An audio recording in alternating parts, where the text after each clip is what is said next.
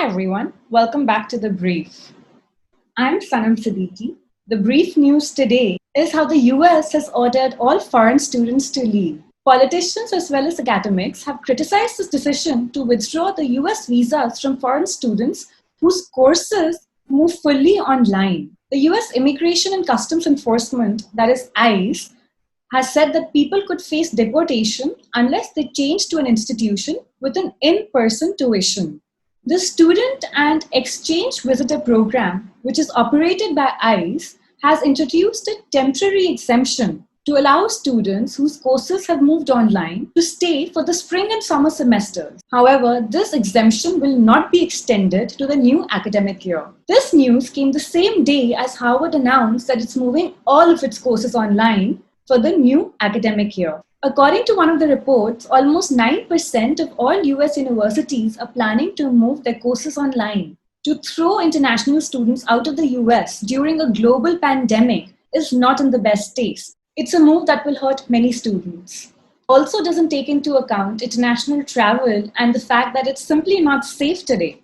More than 373,000 student visas was granted last year, according to the Institute of International Education. That's around 5.5% of the total student community in the US. According to the US Department of Commerce, international students contribute almost $45 billion to the country's economy. Students who are currently in the United States enrolled in online programs must depart the country or take other measures, such as in-person instruction, to remain lawfully in the US. Therefore, if the university has moved to 100% online mode of education, either you will need to change your school or you're no longer eligible for the visa. For further details, foreign students should check with the local US embassy or consulate. This announcement requires universities to certify by the 15th of July whether they'll be fully open or operate in a hybrid model or offer only online classes.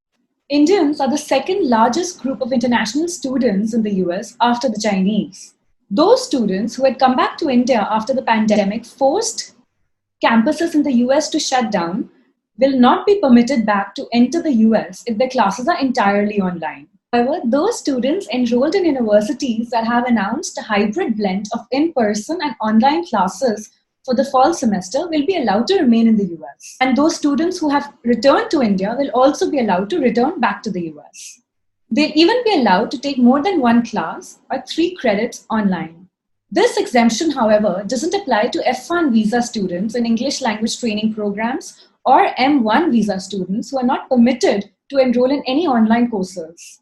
International students with F1 visas pursue academic coursework, and students with M1 visas pursue vocational coursework while studying in the US. This may be a pressure tactic to get universities to open for the fall semester.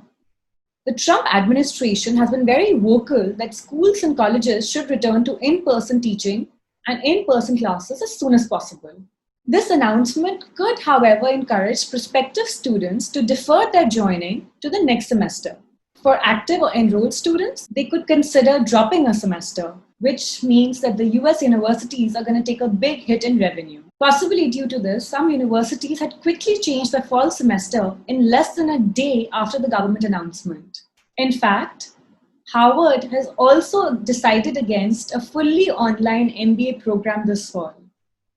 And what can students do? Like already stated, either they can change the universities and join ones which are offering the hybrid model, or they must all collectively put pressure on the universities. What will the universities do? Either they can lobby or they can take to court, where there is a possibility that it may get overturned. On a lighter note, an old 2015 tweet of the US President Donald Trump has been doing the Twitter rounds. The tweet says, if foreigners attend our great colleges and want to stay in the US, they should not be thrown out of our country. Well, that's it for the brief today. Thank you, and I hope you join us again. If you like this video, please click on the subscribe button below.